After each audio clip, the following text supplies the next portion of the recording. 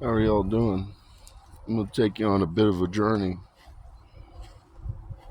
Everybody wants to know. They talk about my energy and how I continue to grow, and a lot of people are in my field, and they want to know, how do you keep going? How do you keep going? Despite incredible adversity and incredibly difficult times, how do you keep going?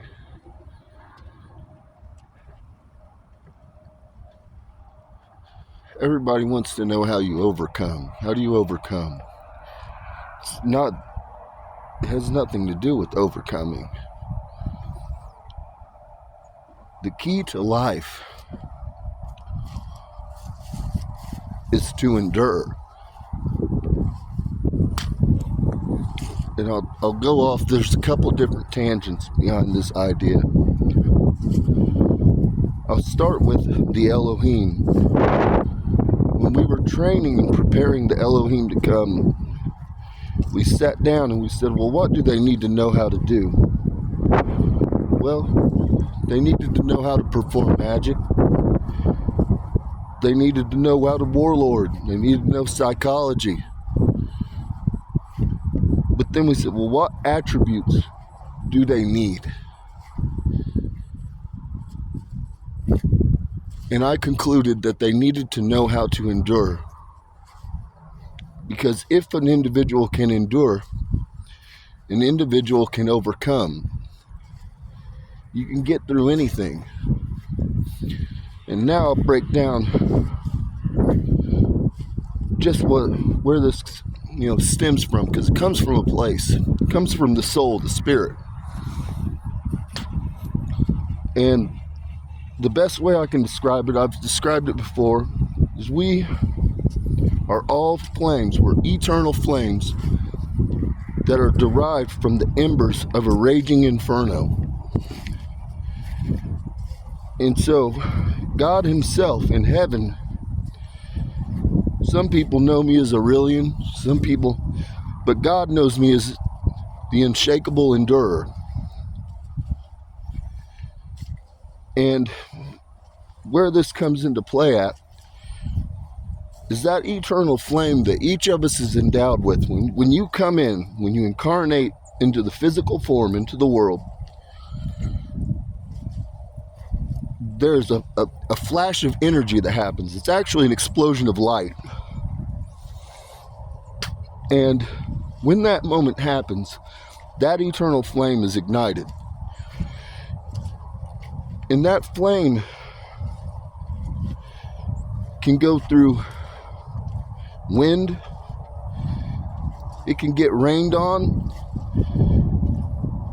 But it can also even be quelched. You can put it into a pot. You can carry it like it's a piece of coal. And you can carry it for miles, for days. And then you can re-expose that piece of coal, put a little bit of tinder and give it a little bit of oxygen, and it will light right back up. And the reason is because we were built, our soul, we were given the ability to endure. When you talk about, I was Mary Magdalene, the soul. Aurelian Euclasius, the soul, was Mary Magdalene. But I was the physical line that was crucified. I'm the physical line of David. Go right down the list. You name them, I walked as them. And, sorry, I had to stop that. What you have to do is realize that, when you've got to hoist up the cross, those first few steps are hard. I'm not going to lie to you. But then you fall into a rhythm. You become numb. And you endure. Simply endure. And you keep your eye on the prize. You keep your eye on the glory. You know what the promises are. You know where you're going. The pain, the suffering, it's temporary. It's temporary. Some people have to go through a little more pain. Some people have to go through a little more suffering. Some people get a pass for the most part, but everybody at some point in your life will find yourself broken. You will find yourself where you feel alone, where you don't think there's anybody else. There's not a care in the world. There's not anybody that's concerned. And in those moments, it might be bleak, but you're never alone. All of you are accompanied by some form of an angel. All of you have the ability to call out to the Father. All of you have ability to call out to the Son. I can hear you if you call out to me. So know that you're never alone on this journey. But there's going to be times in your life where, for lack of a better option, you're just going to have to endure. Now, when you endure, there's a lot of things that happen, and it depends on your personality type, honestly. There's not a straightforward answer. People want a straightforward answer. It depends on the individual. And so everybody has to be treated and handled accordingly. So there's not a really straightforward answer. But when you endure and you go into the wilderness, that's where you have to go. I mean, I don't know what else to tell you. You have to go into that uncomfortable space. You have to confront demons. You have to, sorry, I'm sure the sound's going to be fucked up here because it's real windy, but you have to be willing to go into the wilderness and simply endure in that uncomfortable space, because it's in that uncomfortable space that you will discover who you are. But you will also, it's in that uncomfortable space that you build a relationship with the Father and the Son. That's the bottom line. It happens no other way. That's why in the Bible the term wilderness is repeatedly used, because the people must go into the wilderness. You have to go into a period of silence. You have to go into a period where you withdraw and you take it to the Father and the Son. It's just the way it is. You can think you can do it on your own, but you're just going to walk around broken. That's what the hell's going to happen to you. You're just going to walk around broken. And so the reality is, when an individual becomes or learns to submit and simply endure, that is when you overcome. And I know it seems, it might not be what people want to hear, and there's all kinds of people that are going to, listen to this, and they're going to offer their commentary and all this stupid shit. And I'm here to tell you, there's not an easy way. There's not. There's not a cheat sheet. There's not a cheat code. There's none of that. But the thing is, the more that you endure, the tougher you become. The more you become unshakable. You become an unshakable endurer. And when you reach that point, then you're a formidable force. That's when you start to scare people. Because no matter what the world throws at you, you're not going to be defeated. You're not going to be beat. And that's when principalities in high places get nervous. And so if you take anything from me, it's be an endurer. There's certain things that are tied to our souls. One is sovereignty. One is endurance. Free will. People, it's just an innate ability. We don't wish to have people over us. We wish to be able to walk and govern and live our lives accordingly as we see fit. As long as somebody's not being harmed, then, have at it. It's my feeling. But we live in a world, a fallen world, where they've stripped us of that sovereignty, that idea that we are a sovereign soul. We are a free soul. We are an individual. And so I'm just saying this because there's certain key things that are attached to our soul. And a lot of people might not understand that, but when you understand it, you understand just how special we are. You understand why God holds us in such high regard. And so with that, peace and blessings be upon your homes. Hope I give you something to reflect on. You know, there's, like I said, sometimes you just got to wallow in the shit for a while. You know what I mean? I'm not saying to live there, but sometimes you just have to endure. You just have to endure. But when you're in those places, what you have to do is literally focus on the prize. Focus on the prize. It starts with the little things. Get up, take care of yourself, get dressed, clean your room, make your bed. Little things like that are literally how you get yourself back on the right path. But sometimes, man, you just have to endure. There's not a quick way around it. You just have to go through the suffering. And a lot of times our suffering, sometimes it's self-imposed. But understand, God has a plan for everybody. You might think that you're in control of it, but you're not.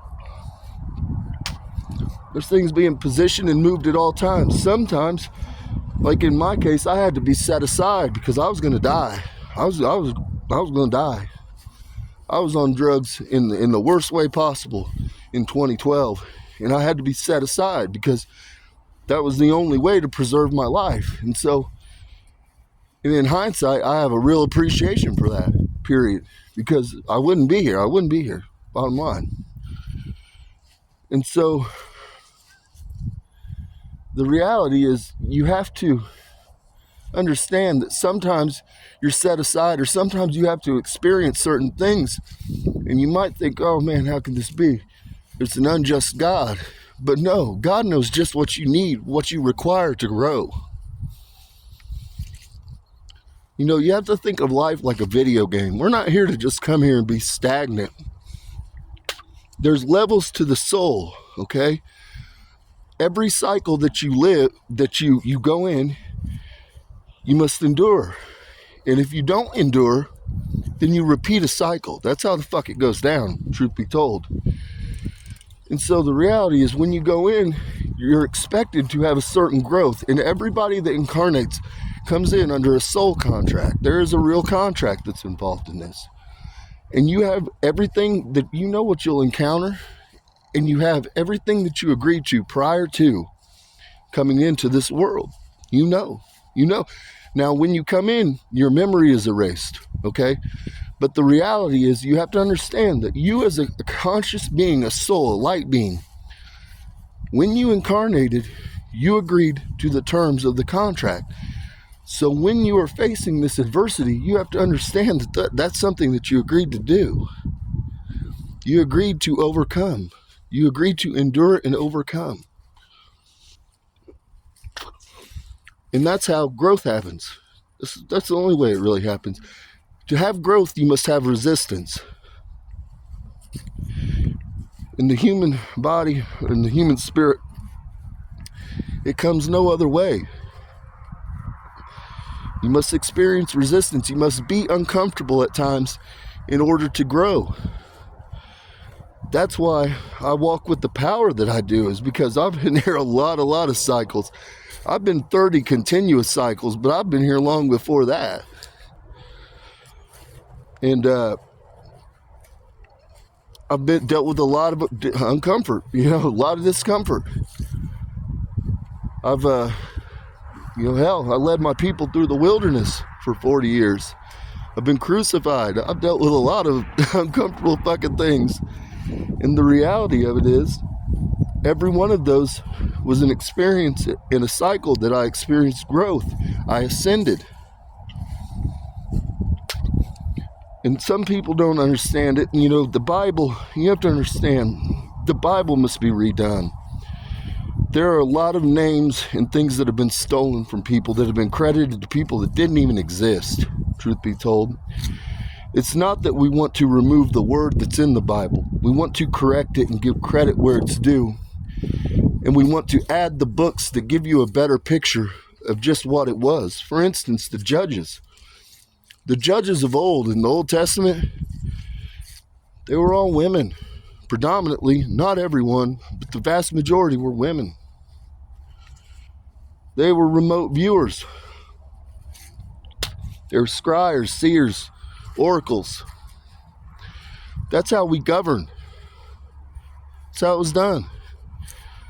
Literally, it's the same way that I use judgment now. I can close my eyes, call forth the person, and I can weigh their heart. That's how it was done. But it was women. That's why you had compassion. That's why you had forgiveness. That's why you had a whole host of things that do not appear in today's modern world in courts. For one, they've been commoditized.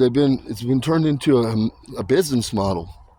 And so when you have a business model, there's incentives behind it that might not be in the favor of the regular person walking into the court, which they're not. And so you have to understand there's a lot of things that the real picture is not portrayed in the Bible. And so that's just something to sleep on, but that's what I'm trying to bring out. I am tasked as the flame that remembers. I am the eternal flame. I have walked throughout Earth's time.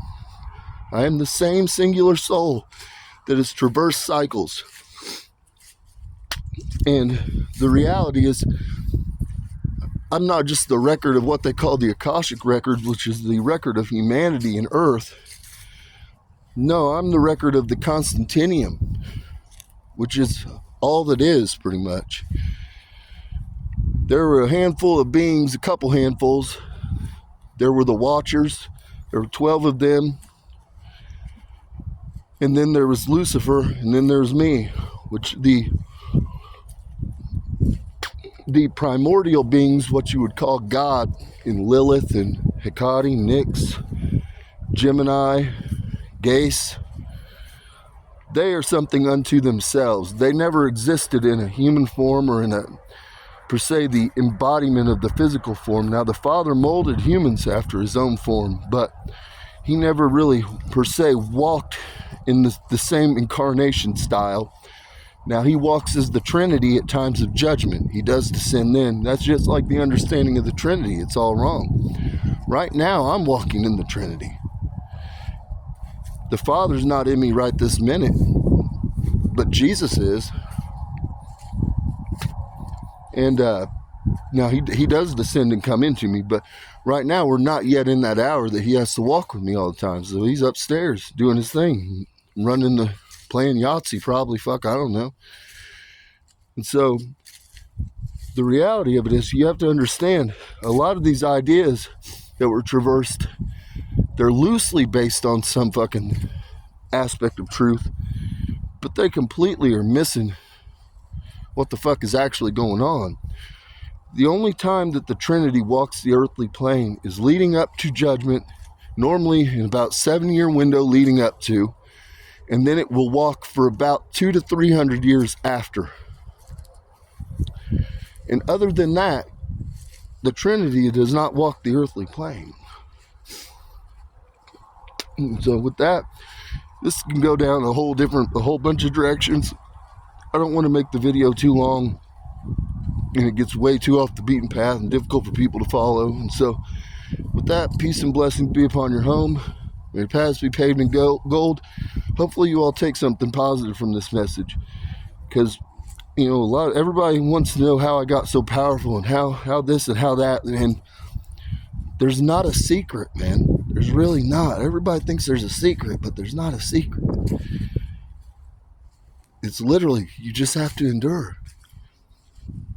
But understand, your soul, when it was constructed and formed, we knew what humanity would need. When the codes were written that hold the eternal flame together, we knew what humanity would need, and we accounted for it. And people, there's a whole host of reasons why they've forgotten. There's a whole host of reasons why people don't see it, why they don't understand it. But the reality is, that's what it is. It's that simple. You must endure. But when you endure, you become a stronger person. Your soul becomes stronger and you ascend. And it's not just that you ascend through cycles, but you ascend through life. And so understand, there's people that are dirt poor out there that they have powerful fucking souls. They have incredibly powerful souls. And they're coming online, and because they're all tethered to me, as I ascend, they're forced into remembrance. That's why I'm the flame that remembers, because I control the remembrance. Damn, I got spit. Sorry, guys. Chilling. Wind's out here. Fuck it. Fuck it, I don't care. Anyways, so with that, peace and blessing be upon your home. May your paths be paved in gold.